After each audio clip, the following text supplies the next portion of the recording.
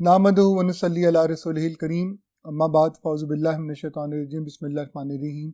Dear students, Assalamu alaikum wa rahmatullahi wa barakatuh. I hope that you all would be fine. Students, I am a physics teacher, Professor Muhammad Imran Soharwardi. Students, today we are about to do the last lecture of National MDCAT related to the physics. So let's move to the whiteboard. तो dear students, आज हमारा lecture number 18 जो कि last lecture है हमारी national MDCAT series का, it is related to heat and thermodynamics. Heat and thermodynamics में इस साल हमें दो टॉपिक्स जो हैं वो हमें बहुत डेप्थ में जाके करने हैं. The first one is that is first law of thermodynamics. हमें फर्स्ट लॉ ऑफ थर्मोडायनामिक्स को कहा जाए तो तमाम डायमेंशंस में जाके देखना होगा. उस पर जितनी भी टर्म्स वहाँ पर इन्वॉल्व हो रही हैं उन तमाम के बारे में हमें एग्जैक्टली सही पता होना चाहिए और कैसे कैसे क्वेश्चन आ सकते हैं. इंशाल्लाह ताला आज आप मेरे साथ देखेंगे. इसके बाद हमारा लास्ट टॉपिक होगा that will be related to specific heat and the molar specific heat. तो आइए इब्तिदा करते हैं अल्लाह ताला के नाम से. और first topic that is first law of thermodynamics. First law of thermodynamics statement आप लोगों के लिए यहाँ पे मैं रिकैपिचुलेट कर देता हूँ. Whenever heat energy is added into a system, जब आप किसी सिस्टम को हीट एनर्जी देते हैं तो क्या होता है, वो हीट एनर्जी उस सिस्टम का हिस्सा बनती है. तो partly it becomes the change in its internal energy, partly appear the change in internal energy. इसको आप सब जानते हैं, हम डेल्टा यू से रिप्रेजेंट करते हैं. Internal energy is a special kind of energy which is basically the sum of all types of potential energies and all types of kinetic energies present in a body. तो यहाँ पर वो internal energy को हम letter you से represent करते हैं. तो आप जितनी भी हीट एनर्जी किसी सिस्टम में ऐड करेंगे वो पार्टली अपीयर होगी change in its internal energy plus in the work done by the system on the surrounding. और उसके बाद क्या होगा, उसका कुछ हिस्सा कहा जाए अगर सिस्टम एक्सपैंड कर सकता होगा तो फिर सिस्टम वर्क करेगा ऑन इट्स सराउंडिंग. तो हम इसको मैथमेटिकली राइट डाउन करते हैं that the heat energy delta Q it partly appears as change in internal energy plus work done by the system on the surrounding. अगर आप गौर करें तो ये भी हीट एनर्जी, इसका यूनिट जूल, इंटरनल एनर्जी भी एनर्जी है यूनिट जूल, और वर्क तो यूनिट जूल ही रखते हैं. इसका मतलब यहाँ पर सारी की सारी टर्म्स जो ऐड हो रही हैं वो एनर्जी को रिप्रेजेंट कर रही है. इसका मतलब बड़ा ही बेसिक क्वेश्चन जो एफएससी में भी हम बहुत दफ़ा कर चुके हैं related to first law of thermodynamics. National MDCAT में भी ये क्वेश्चन रिपीट हुआ है और हो सकता है. क्या first law of thermodynamics is simply the manifestation of law of conservation of alpha. Option देखिए, एनर्जी लिखा हुआ है, beta momentum Charlie both and B delta temperature. तो बेस्ट ऑप्शन कौन सी होगी, that is alpha. It was a very straight away, बहुत simple question है. सिस्टम की अगर बात की जाए तो सिस्टम के बारे में हमें पता होना चाहिए कि सिस्टम तीन तरह के होते हैं, open system, close system and isolated system. Open system उस सिस्टम को कहते हैं कि जिसमें हीट एनर्जी और मैटर कहा जाए ये दोनों ही सिस्टम में आ भी सकते हैं और सिस्टम से बाहर भी जा सकते हैं. तो ऐसे सिस्टम को हम ओपन सिस्टम का नाम देते हैं. क्लोज सिस्टम वो सिस्टम होता है जिसके अंदर हमारे पास कहा जाए तो हीट एनर्जी तो सिस्टम में आ सकती है और जा भी सकती है, लेकिन मैस की बात की जाए तो मैस सिस्टम में ना तो इंट्रोड्यूस हो सकता है ना सिस्टम से बाहर जा सकता है. Last but not the least, isolated system कहा जाए तो that is opposite to the open system. इसमें ना हीट एनर्जी की इंटरेक्शन हो सकती है, ना हीट एनर्जी सिस्टम में आ सकती है ना जा सकती है. और इसी तरह से मैटर की बात की जाए तो वो भी ना सिस्टम में आ सकती है और ना बाहर जा सकती है. स्टूडेंट्स, हम अच्छी तरह से जानते हैं कि फर्स्ट लॉ ऑफ थर्मोडायनामिक्स के बारे में अगर वो हमसे क्वेश्चन कर सकता है तो वो तभी मुमकिन है जब आप हीट एनर्जी के फ्लो की बात करें. और हीट एनर्जी हमेशा फ्लो करती है from a region of high temperature to the region of low temperature. तो टेम्परेचर के बारे में भी आपको पता होना चाहिए. टेम्परेचर कहते हैं द डिग्री ऑफ हॉटनेस और कोल्डनेस ऑफ अ बॉडी. और आप सब जानते हैं इसके हमारे पास तीन स्केल्स होते हैं, degree Celsius, Kelvin and degree Fahrenheit. यहाँ से भी आपको क्वेश्चन पूछे जा सकते हैं, but obviously constant to my topic वो सेल्सियस, फ़ारेनहाइट, केल्विन के बारे में बहुत ज़्यादा आपसे कैलकुलेशन से रिलेटेड क्वेश्चन नहीं कर सकता, लेकिन एटलीस्ट आपको पता होना चाहिए यूनिट्स का. स्टूडेंट्स, हीट फ्लो करती है हॉट बॉडी से कोल्ड बॉडी. अगर T1 टेम्परेचर जो है वो कहा जाए बड़ा है T2 टेम्परेचर से तो हीट Q जो है वो फ्लो करेगी T1 से T2 की तरफ. तो हमारे पास डेल्टा क्यू आएगा जिसको कहा जाए that is change in the heat. Students thermal equilibrium की बात भी कर लेते हैं। थर्मल इक्विलिब्रियम, जब दो बॉडी सेम टेम्परेचर पर आ जाती हैं तो फिर उनका चेंज इन टेम्परेचर डिफरेंस होता है। अगर चेंज इन टेम्परेचर जीरो हो जाए तो फिर कोई हीट फ्लो नहीं कर सकती। और ये सारी चीज़ें हीट फ्लो से रिलेटेड थी, क्योंकि हमने फर्स्ट लॉ ऑफ थर्मोडायनामिक्स में हीट के फ्लो को ही आगे लेकर चलना। तो आइए अब लेक्चर को कंटिन्यू करने के लिए हम अपने नेक्स्ट बोर्ड की तरफ स्विच करते हैं। जी स्टूडेंट, आइए अपने लेक्चर को कंटिन्यू करते हैं। Student, first law of thermodynamics में हम ये बात देख चुके हैं कि हमारे पास तीन टर्म्स हमें नजर आ रही हैं। The first one is the heat energy, that is delta Q, जो कि किसी सिस्टम को दी भी जा सकती है, उससे ली भी जा सकती है। दूसरी जो टर्म है that is the change in internal energy. Internal energy का चेंज पॉजिटिव भी हो सकता है और नेगेटिव भी हो सकता है। लास्ट जो टर्म है that is the work done, जो कि सिस्टम सराउंडिंग पर भी कर सकता है, surrounding can do on the system. तो इन तीन टर्म्स का सही तरह जानना हमारे लिए बहुत ही ज्यादा अहमियत का हामिल है। हीट एनर्जी के हवाले से तो मैंने आपसे बात की फर्स्ट बोर्ड में। अब हम सेकंड बोर्ड में ये देखते हैं कि बाकी जो दो टर्म्स हैं उनसे हमें क्या कुछ मालूम होना चाहिए और कैसे कैसे क्वेश्चन आ सकते हैं। हीट एनर्जी को कंक्लूड करते हैं। हीट एनर्जी को लेटर क्यू से रिप्रेजेंट किया जाता है और ये वो हीट एनर्जी बेसिकली जो ट्रांसफर होती है, चेंज इन हीट एनर्जी। अगर आपको फॉर एग्जाम्पल नेशनल एमडीकैट में कोई एमसीक्यू जैसा आ जाता है जिसमें आपको हीट एनर्जी जूल में ना दी हो बल्कि कैलोरीज में दी हो, तो आपको उसे जवाब में जूल में लाना पड़ता है। तो उसके लिए आप क्या शॉर्टकट यूज करेंगे, आप जो भी आपको डेल्टा क्यू प्रोवाइड किया गया कैलोरीज में, आप उसको 4.184 से मल्टीप्लाई कर देंगे। So you can say that 1 calorie is equal to 4.184 joule. तो आपका न्यूमेरिकल प्रॉब्लम बड़ी आसानी से सॉल्व हो जाएगा और obviously I will get your answer.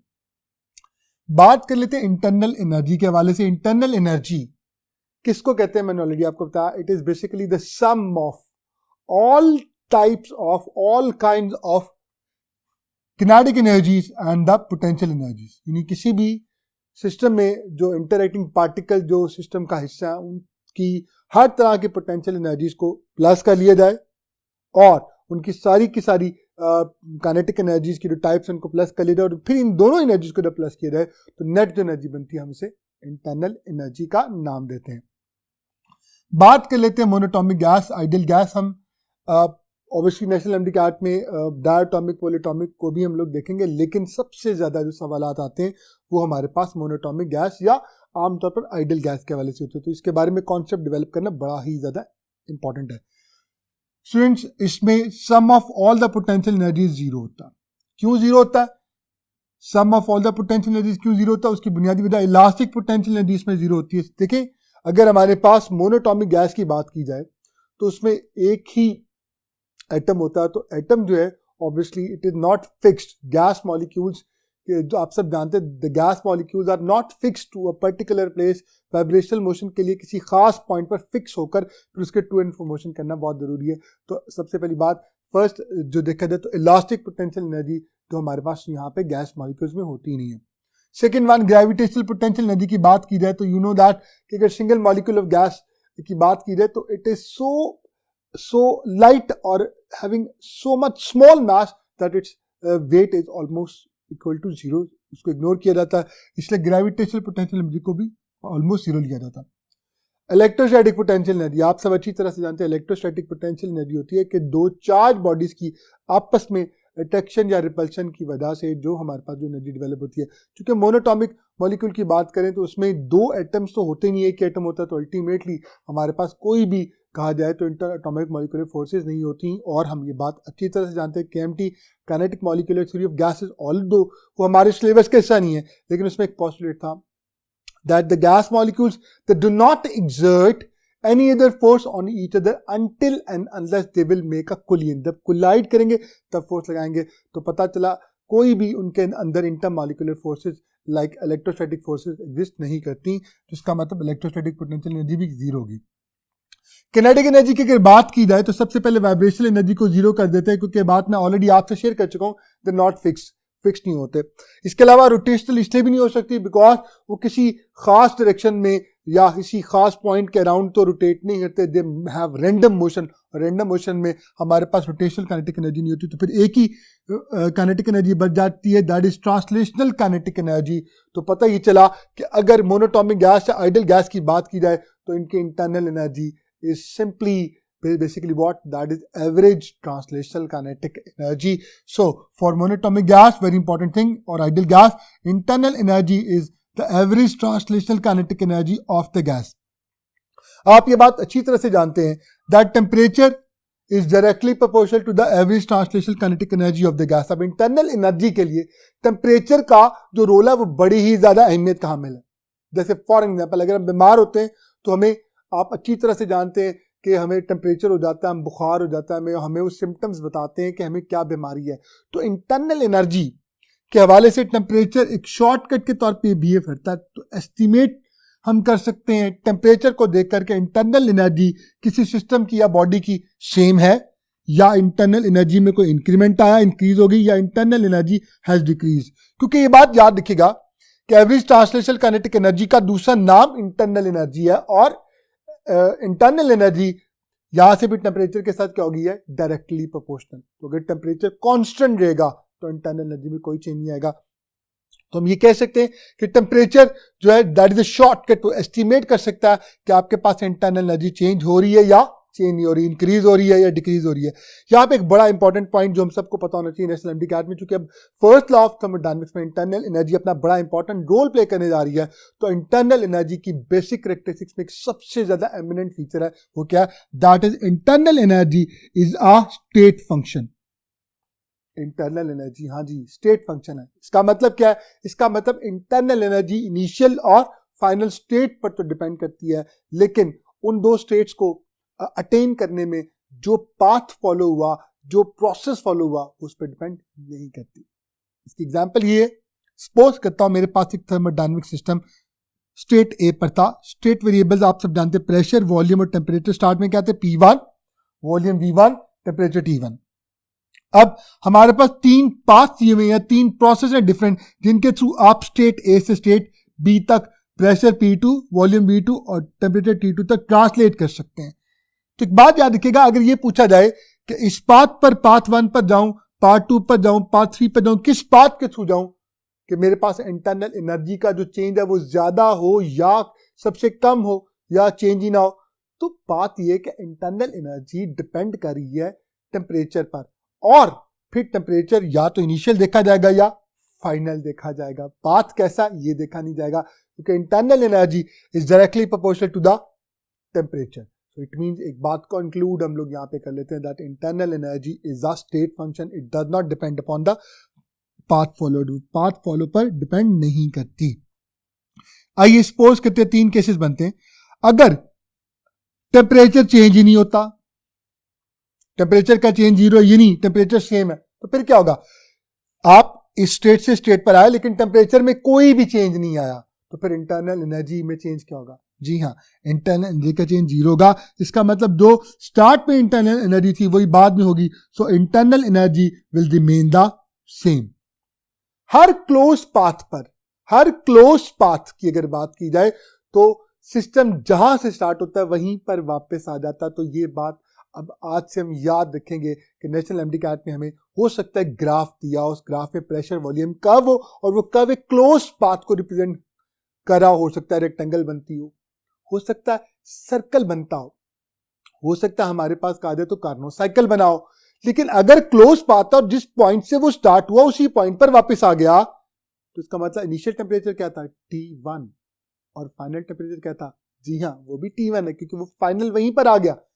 तो कहा जाए इंटरनल एनर्जी का चेंज क्या होगा, तो जब भी फाइनल टेम्परेचर वही होगा जो इनिशियल टेम्परेचर है, तो फिर हमारे पास कोई भी चेंज नहीं आएगा टेम्परेचर में। टेम्परेचर में चेंज जीरो यानी इंटरनल एनर्जी का चेंज जीरो यानी इंटरनल एनर्जी कांस्टेंट। कौन सा प्रोसेस आमतौर पे ऐसा होता है जिसमें टेम्परेचर चेंज नहीं होता, आप सब अच्छी तरह से जानते हैं। हालांकि उसमें जरूरी नहीं है कि क्लोज पाथ बने, वो होता है आइसोथर्मल प्रोसेस। आइसोथर्मल प्रोसेस एक ऐसा प्रोसेस है जिसके अंदर टेम्परेचर चेंज नहीं होता, और अगर टेम्परेचर चेंज नहीं होता तो इसका मतलब नेशनल एमडीकैट में हमसे पूछा जा सकता है कि कौन सा ऐसा प्रोसेस है जिसमें इंटरनल एनर्जी चेंज नहीं होती, इट रिमेन्स अ कांस्टेंट। तो क्लोज पाथ भी हो सकता है, लेकिन वो क्लोज पाथ तो बहुत सारे प्रोसेस का कहा जाए एक रिजल्ट होता है, और अगर एक सिंगल एक इंडिविजुअल प्रोसेस की बात की तो कौन सा प्रोसेस होगा, ये that will be the isothermal process. Students, अगर टेम्परेचर T1 यानी पहले वाला टेम्परेचर T1 बाद वाले टेम्परेचर T2 से बड़ा हो, बाद वाला टेम्परेचर छोटा है, इसका मतलब टेम्परेचर कम हो गया, और अगर टेम्परेचर कम हो गया तो टेम्परेचर का दूसरा नाम क्या है, जी हाँ, इंटरनल एनर्जी ही तो है। तो इसका मतलब चेंज जो इंटरनल एनर्जी का होगा वो नेगेटिव होगा, कि बाद वाला स्मॉल है पहले वाला बड़ा है।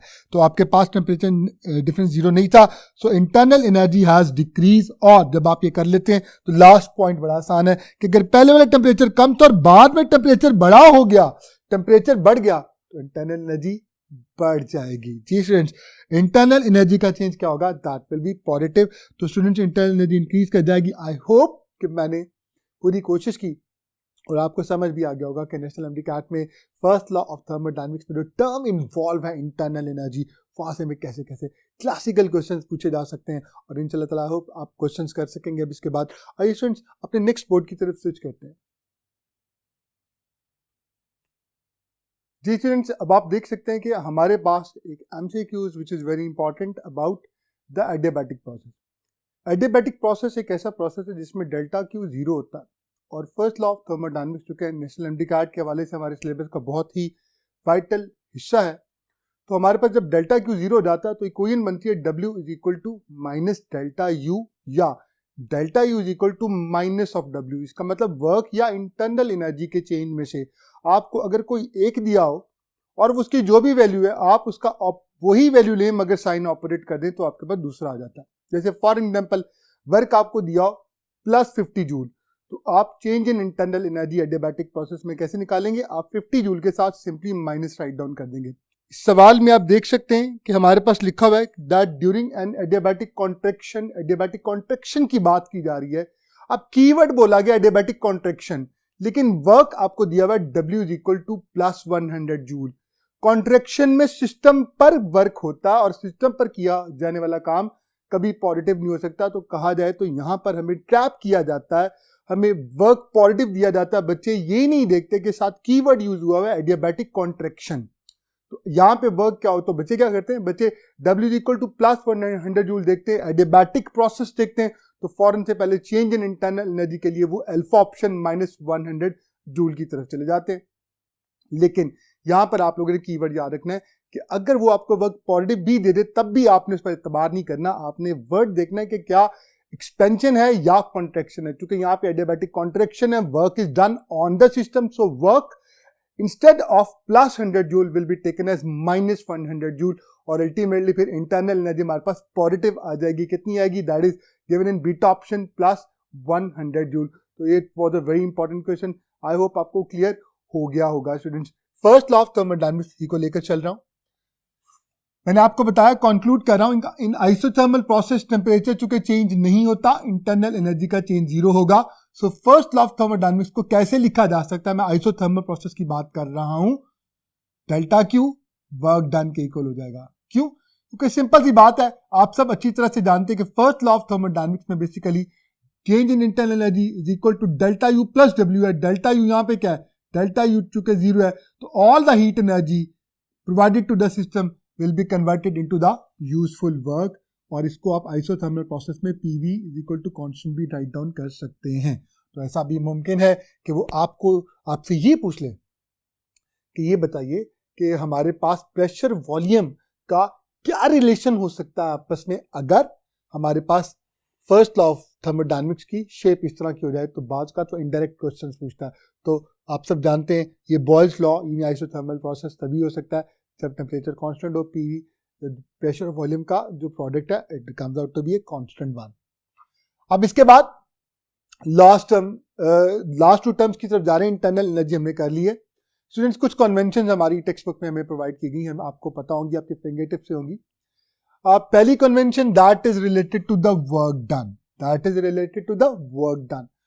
वेल स्टूडेंट, मैं याद करवाने के लिए शॉर्टकट बता देता हूं कि हमारा जो सिस्टम है ना वो हमारा हीरो है, और हीरो का काम कभी भी नेगेटिव नहीं होता। तो आपने याद रखना है कि जब भी सिस्टम काम कर रहा होगा, the work done by the hero, जिसको मैं सिस्टम कह रहा हूं, the work done by the system, it is always taken as positive. तो ये कन्वेंशन याद रखिएगा, work done by the system, इसे हमेशा पॉजिटिव लिया जाएगा। और कैसे पता चलेगा कि सिस्टम काम कर रहा है? एक्सपेंशन हो रही होगी, वॉल्यूम इंक्रीज हो रहा होगा, सिस्टम सराउंडिंग पर वर्क कर रहा होगा, सिस्टम एक्सपैंड कर रहा होगा, कॉन्ट्रैक्ट नहीं हो रहा होगा। तो इसका मतलब जब भी एक्सपेंशन होगी, वॉल्यूम का चेंज पॉजिटिव होगा, work is taken as yes positive. Buy one get one free, दूसरा कॉन्सेप्ट बहुत आसान है कि अगर हमारे हीरो पे काम हो रहा हो, मुराद ये है कि सिस्टम को दबाया जा रहा हो, वो जी हमारे हीरो को दबाया जा रहा है, इसका मतलब वर्क क्या होगा? That is taken as negative. तो convention related to the work में दूसरी चीज आपने याद रखनी है, तो work done on the system is taken as negative. और कैसे पता चलेगा? कॉन्ट्रैक्शन होगी, वॉल्यूम का चेंज नेगेटिव होगा। Convention related to the heat energy की अगर बात की जाए, तो हीट एनर्जी अगर तो सिस्टम को दी जा रही है तो फिर उसे हमेशा पॉजिटिव लिया जाएगा। इसका मतलब हीट एडेड और given into the system, it is always taken as positive, and heat taken out of the system is taken as negative. तो ये वो बेसिक कहा जाए वेपन से इक्विपमेंट था जिसकी मदद से हम फर्स्ट लॉ ऑफ थर्मोडायनामिक्स के किसी भी न्यूमेरिकल प्रॉब्लम को सॉल्व कर सकते हैं। जैसे ऐसे क्वेश्चंस कहा जाए छोटे छोटे पॉइंट्स की शक्ल में भी आपसे पूछे जा सकते हैं। स्टूडेंट्स, अब द मोस्ट फेमस आप सब जानते हैं, 4 प्रोसेस हैं। ऑब्वियसली इन प्रोसेस को हमारे लिए देखना बहुत ही ज्यादा अहमियत काम मिला है। उसकी बुनियादी वजह क्योंकि मोलर स्पेसिफिक हीट्स भी हमारे नेशनल एमडीकैट सिलेबस कैसा है, जिसमें CP molar specific heat at constant pressure. Constant pressure का मतलब क्या होता है? Isobaric process. और CV that is the molar specific heat at constant volume, that is what constant volume के प्रोसेस को आम अल्फाज में हम नाम देते हैं आइसोकोरिक का। तो साथ आइसोथर्मल भी बहुत इंपॉर्टेंट था। It was related to what? It was related to the internal energy. तो एडियाबैटिक भी हम 4 प्रोसेस जल्दी से देखेंगे और इनसे एंटी टेस्ट में फर्स्ट लॉ ऑफ थर्मोडायनामिक्स के हवाले से क्या क्या क्वेश्चन पूछे जा सकते हैं, आइए देखते हैं। पहला प्रोसेस है आइसोथर्मल प्रोसेस। आइसोथर्मल प्रोसेस में आप सब जानते हैं आइसो का मतलब कांस्टेंट, थर्म का मतलब टेम्परेचर कांस्टेंट रहेगा। तो प्रेशर और वॉल्यूम आपस में इनवर्सली प्रोपोर्शनल हो जाते हैं, या दोनों का प्रोडक्ट कांस्टेंट हो जाता है। कर्व कैसा बनेगा? प्रेशर को वाई एक्सिस के लॉन्ग प्लॉट किया जाता है और वॉल्यूम को एक्स एक्सिस के लॉन्ग। तो ये हमारे पास एक कर्व बनेगा। देखा जाए तो इसकी स्लोप कंपैरेटिवली कम है, ये लेस स्टीपर कहलाता है या कम स्लोप वाला कहलाता है। एक बहुत इंपॉर्टेंट पॉइंट जो आपने याद रखना है, और हो सकता है इस सवाल एंटी टेस्ट से आपसे पूछा जाए, वो क्या चीज है कि स्लोप ऑफ आइसोथर्म आपको कैलकुलेट करने की जरूरत नहीं है, इसे आपने याद रख लेना, because it is possible that they can ask you कि आइसोथर्मल प्रोसेस जो है उसकी स्लोप क्या होती है। तो आपने याद रखना है slope of isotherm is equal to -P/V, यानी P को प्रेशर को ऊपर रखेंगे, डिवाइड कर देंगे वॉल्यूम से, नेगेटिव साइन इंट्रोड्यूस होगा। तो I hope that you people will remember it.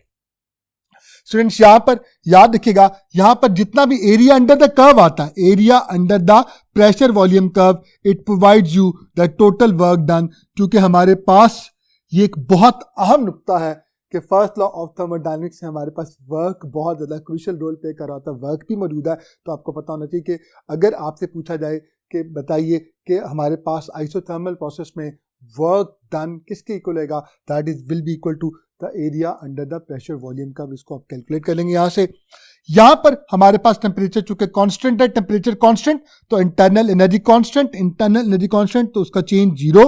सारी की सारी हीट एनर्जी यूजफुल वर्क में कन्वर्ट हो जाएगी।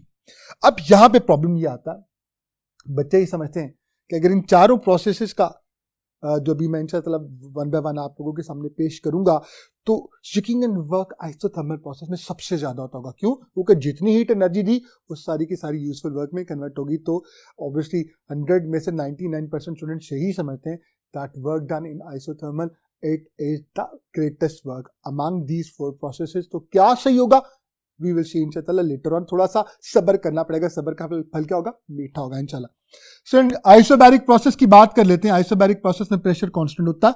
जब प्रेशर कांस्टेंट होगा तो वॉल्यूम और टेम्परेचर डायरेक्टली प्रोपोर्शनल होंगे। मैं दोबारा तो ग्राफ प्लॉट करूंगा वो प्रेशर और वॉल्यूम का होगा, क्योंकि कैरेक्टरिस्टिक कर्व जितने भी प्रोसेस होते हैं हमारे पास जो होते हैं उसमें हम प्रेशर और वॉल्यूम का कर्व ही ड्रॉ कर रहे होते हैं। लेकिन अगर यहाँ पर वॉल्यूम और टेम्परेचर का कर्व पूछा जाए तो वो कैसा होगा, तो बहुत ही सिंपल है कि अगर मैं टेम्परेचर को एक्स एक्सिस के लॉन्ग लूँ और वॉल्यूम को वाई एक्सिस के long, it will be a straight line because they are directly proportional to each other. लेकिन अभी प्रेशर वॉल्यूम की बात की जाए तो चूंकि मैं आइसोबैरिक की बात करूं, आइसोबार, बार का मतलब प्रेशर, आइसो मतलब कांस्टेंट, प्रेशर कांस्टेंट रहेगा, तो इसका मतलब ये स्ट्रेट लाइन चलेगी, वॉल्यूम तो बढ़ता ही चला जाएगा लेकिन प्रेशर की जो वैल्यू है वो वेरी नहीं करेगी। अब जरा गौर कीजिएगा, यहां पर जो एरिया हमारे पास आ रहा है स्टूडेंट्स अंडर द कर्व, वो कंपैरेटिवली सबसे बड़ा एरिया है, और जितना बड़ा एरिया होगा वर्क भी उतना ज्यादा होगा। तो आप लोगों ने याद रखना है कि इन चारों प्रोसेसेस में सबसे बड़ा जो वर्क आता है वो किसका आता है, आइसोबैरिक का। तो हम इसका इंशाल्लाह एक शॉर्टकट भी इंशाल्लाह याद कर लेंगे मैं जब ये कंक्लूड करता हूं बाकी सबको, तो फिर आई विल टेल यू। तो यहाँ पे वर्क क्या होगा आपने याद रखना है, वर्क मैक्सिमम होगा किसमें, आइसोबैरिक में, प्लीज याद रखिएगा। उसके बाद आइसोथर्मल में, उसके बाद हमारे पास एडियाबैटिक में आता है, वो मैं बाद में आपको बताऊंगा। लेकिन अभी तक इन दो को जो हमने पढ़ा उनमें हमारे पास आइसोबैरिक कंपैरेटिवली सबसे ज्यादा आ रहा है। उसके इसका फॉर्मूला क्या होगा, हमेशा आपने याद रखना है कि वर्क डन, जब भी आइसोबैरिक की बात होगी तो प्रेशर चूंकि कांस्टेंट होता है, तो वॉल्यूम चेंज और प्रेशर को अगर आप मल्टीप्लाई कर देंगे P इंटू डेल्टा वी, तो अक्सर पेपर में क्या होता है, कुछ क्वेश्चन आ जाता है कि कहा जाता है कि कांस्टेंट प्रेशर आपको दिया हुआ है, सपोज करें 10⁻² पास्कल आपको दिया, 100 पास्कल, 1000 पास्कल आपको दे दिया, और ये कहता है कि वॉल्यूम अगर यहाँ से इतना चेंज हो गया दोनों V1 और V2 की वैल्यू, तो वर्क डन कितना होगा। तो बच्चे बात कर कंफ्यूज हो रहे थे, अब हम कैसे कैलकुलेट करें। तो सिंपल फॉर्मूला, चूंकि प्रेशर कांस्टेंट की टर्म उसने बोली है, प्रेशर चेंज नहीं हुआ, वॉल्यूम चेंज हुआ, तो प्रेशर आप यहाँ पे पुट करेंगे और वॉल्यूम चेंज को V2 माइनस V1 करके निकालेंगे, दोनों का क्या लेंगे product, and you will get your answer. तो ये टर्म, ये जो हमारे पास जो आज हम लेक्चर नंबर 12 देख रहे हैं, इसकी कहा जाए ये बहुत ही सिंपल है। अगर आप सही तरह कॉन्सेप्ट को ग्रिप कर लेंगे इंशाल्लाह आपका कोई भी क्वेश्चन यहाँ पे गलत नहीं हो सकता। Students, first law of thermodynamics, ये सारे प्रोसेस हम पढ़ इसलिए रहे हैं ताकि हमारे सारे के सारी तैयारी फर्स्ट लॉ ऑफ थर्मोडायनामिक्स के हवाले से बहुत अच्छी हो जाए, जो कि नेशनल एमडीकैट में हमारे सिलेबस का बहुत इंपॉर्टेंट हिस्सा है। अब फर्स्ट लॉ ऑफ थर्मोडायनामिक्स क्या लिखा जा सकता है, हीट एनर्जी आपने ऐड की is equal to change in internal energy, internal energy में भी चेंज आएगा, लेकिन वर्क की जगह आप स्पेसिफिकली क्या लिख सकते हैं, P डेल्टा वी। तो बाद का ऐसा भी हो सकता है वो पेपर में आपसे ये पूछे कि बताइए चार इक्वेशन दी गई हो और वो आपसे पूछे बताइए इसमें से कौन सी equation first law of thermodynamics की रिप्रेजेंटेशन है in the case of an isobaric process. तो आपने जहां पे भी P डेल्टा V देखना, ultimately you will go over there. Similarly ये जो इक्वेशन है ऑब्वियसली कि सारी की सारी हीट एनर्जी किस में कन्वर्ट होगी, that is the mechanical work. तो ये किसका कहा जाए इक्वेशन हो सकती है, that is obviously first law of thermodynamics की ये जो एक्सप्रेशन जो बनता है ये सिर्फ आइसोथर्मल प्रोसेस में बनता है।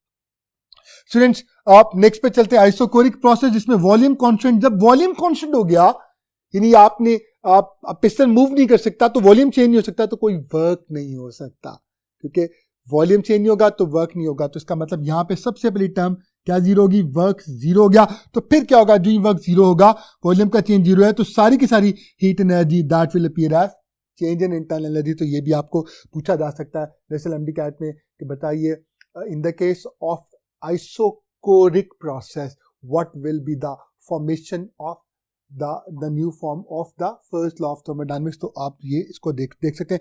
यहाँ पे अगर एरिया देखा जाए तो आप एरिया ड्रॉ नहीं कर सकते, क्यों, देखिए हमारे पास प्रेशर तो बढ़ता जा रहा है क्योंकि प्रेशर और टेम्परेचर आपस में directly proportional, volume constant, volume चूंकि कांस्टेंट रहेगा, तो आप देख सकते हैं प्रेशर और वॉल्यूम कर्व में तो कोई एरिया ड्रॉ नहीं हो सकता। इसका मतलब कहां पर वर्क नहीं है, वो यहाँ पे वर्क नहीं है। तो ये मैं ऑलरेडी बता चुका हूँ, वर्क जीरो है। तो अगर आपसे पूछा जाए कि बताइए कौन सा प्रोसेस ऐसा है जिसमें वर्क होता ही नहीं है या सबसे मिनिमम होता है, that is isochoric process. Students, last but not the least, a very important one, adiabatic process. Students, adiabatic process में हमारे पास हीट एनर्जी कांस्टेंट होती है, इसका मतलब change in heat energy zero होगा। इक्वेशन क्या होगी, PV raise power gamma is equal to constant, isothermal, और इनमें ये फर्क है, यहाँ पे PV is equal to constant था, वहां पे PV raise power gamma is equal to constant है। इसका कर्व स्टीपर होगा, ये फास्ट प्रोसेस है, तो पता ही चला इसका जो एरिया हमारे पास आएगा वो आप देख सकते हैं, स्टीपर प्रोसेस, स्टीपर जो कर्व है उसका एरिया कंपैरेटिवली इस एरिया से कम है। तो अब मैं कंक्लूड कर सकता हूं, क्या कह सकता हूं, that work done in isobar is greater than work done is isotherm, that is greater than work done in adiabat. So students ये सीक्वेंस आपने याद रखना, किस में वर्क नहीं होता, आइसोकोरिक में वर्क नहीं होता। स्टूडेंट्स आप यहाँ पे इंपॉर्टेंट पॉइंट, जैसे मैंने स्लोप ऑफ आइसोथर्म आपको बताई क्या थी, -p/v, तो स्लोप ऑफ एडियाबैट बड़ी आसानी से आप याद कर सकते हैं। वहां पे सिर्फ एक टर्म ऐड हुई है, दैट इज गैमा, तो आपने -p/v ऐसे लिखना है, लेकिन साथ p के साथ गैमा को मल्टीप्लाई कर देना। ये दो टर्म्स आपने जुबानी याद रखनी है, ये कैसे हमने डिराइव की, इट्स नॉट यू कैन, ये आप, क्योंकि एंटी टेस्ट में सबसे ज्यादा शॉर्टकट्स हमें हेल्प आउट कर दे, तो ये शॉर्टकट्स आपको इंशाल्लाह हेल्प आउट करेंगे। फॉर एग्जांपल पेपर में आ जाए कि बताइए इन दोनों की रेशो क्या होती है, तो हम तो बड़े परेशान होंगे, रेशो कैसे कैलकुलेट कर सकते हैं। तो आप देखिए, अगर मैं रेशो लूँ, स्लोप ऑफ एडियाबैट ऊपर रखूँ, स्लोप ऑफ आइसोथर्म से डिवाइड करूँ, तो माइनस माइनस से कैंसिल आउट, p/v से, तो गैमा आंसर आ जाएगा, गैमा। जी हाँ, तो इस तरह से डिफरेंट तरह के टर्म्स आप इस फॉर्मूला से डेवलप कर सकते हैं। सो स्टूडेंट्स आइए अपने आज के लास्ट बोर्ड की तरफ स्विच करते हैं, ताकि हम इस लेक्चर को कंप्लीट कर सकें।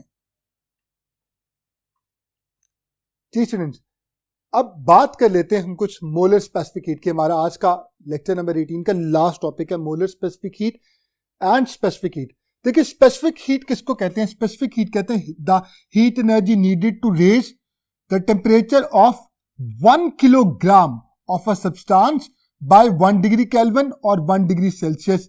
यानी अगर आप किसी सब्सटेंस की का मास है 1 kg और आप क्या करना चाहते हैं, उसके टेम्परेचर को 1 डिग्री सेल्सियस या 1 डिग्री केल्विन चेंज देना चाहते हैं, हमें याद रखना होगा डिफरेंस जो होता है टेम्परेचर का वो केल्विन का और सेल्सियस का हमेशा सिमिलर होता है।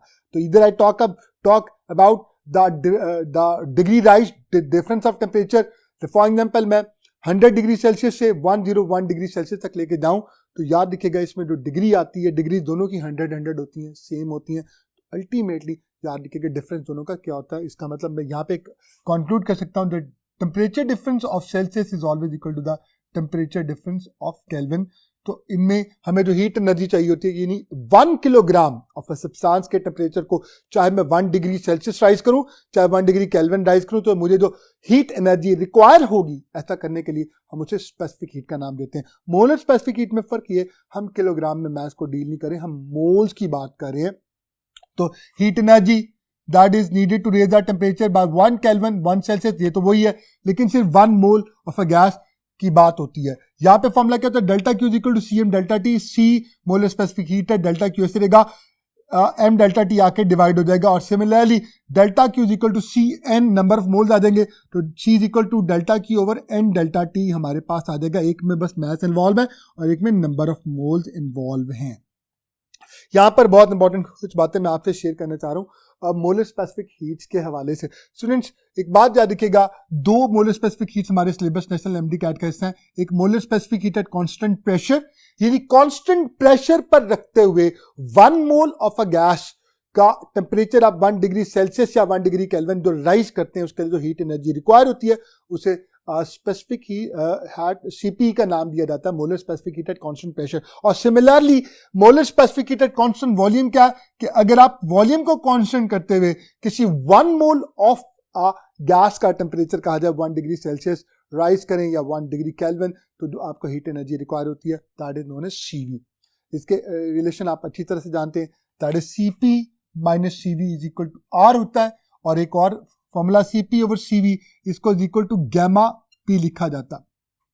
स्टूडेंट्स ये दो नए फॉर्मूलाज हैं, इन्हें आप लोगों ने जुबानी याद रख लेना है, क्योंकि यहाँ से डिफरेंट तरह के मैथमेटिकल क्वेश्चंस वो आपसे कहा जाए पूछ सकता है, तो ये आपको हेल्प आउट करेंगे। ये फर्स्ट फॉर्मूला आपने याद रखना है, this is the second one, and the third one जो फॉर्मूला आपने याद रखना है CV, molar specific heat at constant volume in terms of R and gamma लिखा जा सकता है, R divided by gamma minus 1।